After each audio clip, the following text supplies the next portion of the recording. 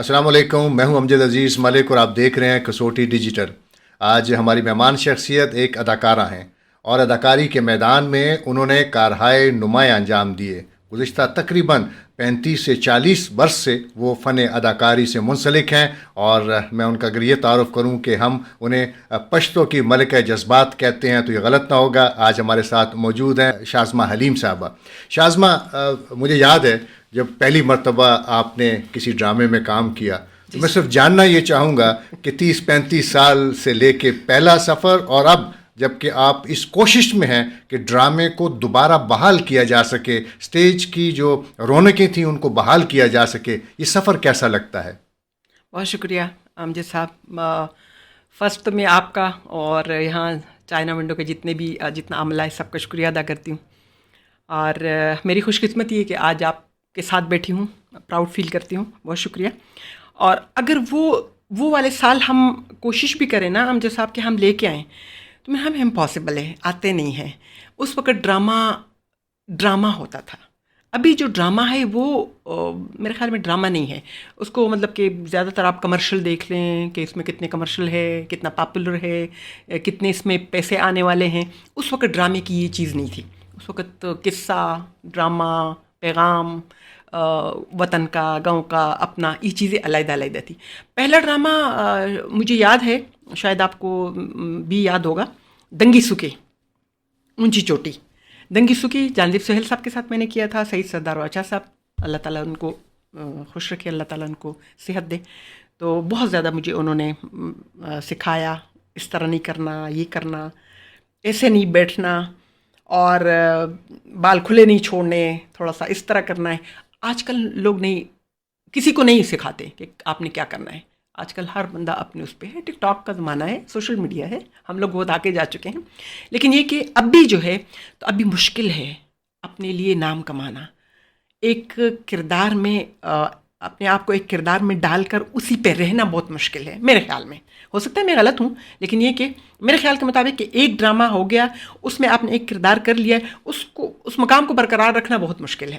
یہ بالکل آپ نے ٹھیک کہا، لیکن جب ہم ڈرامے کی بات کرتے ہیں تو پشاور میں مواقع کم ہیں۔ پہلے پاکستان ٹیلی ویژن تھا تو 2-3 ڈرامے ہفتے میں ہو جایا کرتے تھے، اب زیادہ ڈرامے بھی نہیں ہیں، نہیں اور جی، اب تو بالکل نہیں ہے۔ یوٹیوب رہ گیا آپ کا کہ آپ نے اگر کوئی ڈرامہ سوشل بنا میڈیا۔ لیا۔ میں بعض اوقات سینئر فنکاروں سے بات کرتا ہوں تو ان سے یہی پوچھتا ہوں کہ آپ کے یوٹیوب چینل کیوں نہیں چل رہے، اگر چل بھی رہے ہیں تو بڑے نامینل سا اس کے محدود ہے۔ اور اس کے مقابلے میں لاہور یا کراچی میں جو ڈرامے بنتے ہیں، دیکھیے مجھے بڑی حیرانگی ہوئی، میں ایک اداکارہ سے پوچھ رہا تھا، پتہ چلا انہوں نے کوئی 1 کروڑ روپے سے زیادہ ان کو انکم ہوئی ہے ایک ڈرامہ سیریل میں، چند دن میں شوٹنگ ختم ہو جاتی ہے۔ تو وہ ہم کیوں معیار حاصل نہیں کر پائے، یا ہمارے اداکار، کیا یہ درست ہے پھر کہ اٹک سے پار جائیں تو آپ کامیاب ہیں، اٹک سے ادھر رہیں تو آپ کامیاب نہیں؟ بالکل یہی چیز ہے، کیونکہ یہاں پہ ہم لوگوں کو وہ مقام نہیں مل رہا، ہم صاحب وہ چیزیں ہمیں نہیں مل رہی جو چیزیں اٹک سے پار مل رہی ہیں۔ دوسرا، میں کبھی کبھی یہ بات کرتی ہوں، ہو سکتا ہے کہ یہ بات آپ اس میں سے پھر وہ بھی کر دیں،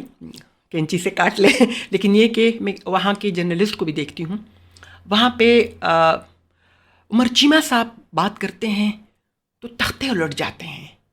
یہاں کا امجد عزیز ملک ہے، یہاں کا اسماعیل خان ہے، یہاں کے بہت بڑے بڑے جرنلسٹ ہیں، لیکن اتنے اچھی باتیں بھی ہوتی، اتنا مقام بھی حاصل کیا انہوں نے، اتنا کام بھی کر رہے ہیں، لیکن ان کو وہ چیز نہیں ملتی جو عمر چیمہ کو ملتی ہے۔ شازمہ، اسی پتہ ہے وجہ کیا ہے بنیادی طور پہ کہ جو نیشنل لیول کے نیوز پیپرز ہیں یا ٹی وی چینلز ہیں، سارے ٹی وی چینلز کے ہیڈ کوارٹرز اسلام آباد، لاہور، کراچی میں ہیں۔ جتنے بھی اخبارات ہیں ان کے ہیڈ آفیسز لاہور، کراچی یا اسلام آباد میں ہیں، تو یہ تھوڑی سی ایک کمی رہ جاتی ہے۔ لیکن ہمارے جرنلسٹوں نے بھی بہت نام کمایا، ہمارے اداکاروں نے بہت نام کمایا۔ دیکھیں، ہم تو دلیپ کمار صاحب کو آپ رہنے دیں، ان کا تو کوئی جوڑ ہی نہیں ہے، لیکن آپ دیکھیں عشرت رشید ناز جب پشاور سے باہر گئے، انہوں نے بے شمار ڈراموں میں کام کیا۔ فردوس جمال صاحب نے، فردوس جمال صاحب کو آپ دیکھیں، انہوں نے لاہور میں نام کمایا۔ آپ نجیب الانجم کو دیکھیں، ٹھیک ہے پشاور میں مقبول ہوئے، لیکن انہوں نے زیادہ تر شہرت وہاں سے حاصل کی۔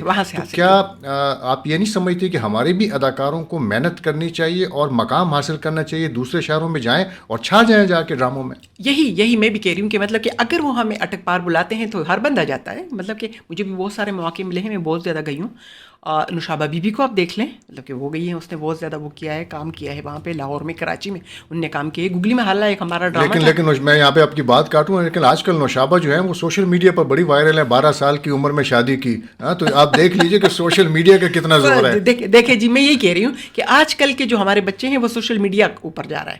مطلب ہم لوگ جو ہیں تو ہم لوگ اسی لیے بہت زیادہ محنت کر لی. تو آپ نے جب کہا ہے کہ 37 اور 38 ایئرز ہو گئے ہیں کہ میں ایک کام میں ہوں، تو امجد عزیز ملک کے ساتھ آج میں فرسٹ ٹائم بیٹھی ہوں.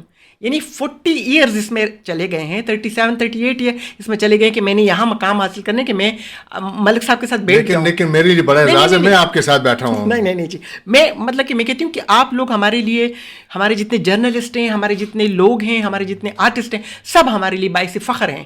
لیکن میں یہ کہہ رہی ہوں کہ ہمارا جو آرٹسٹ ہے وہ محنت کر رہا ہے، لیکن یہاں پہ محنت کا صلہ نہیں دیا جاتا.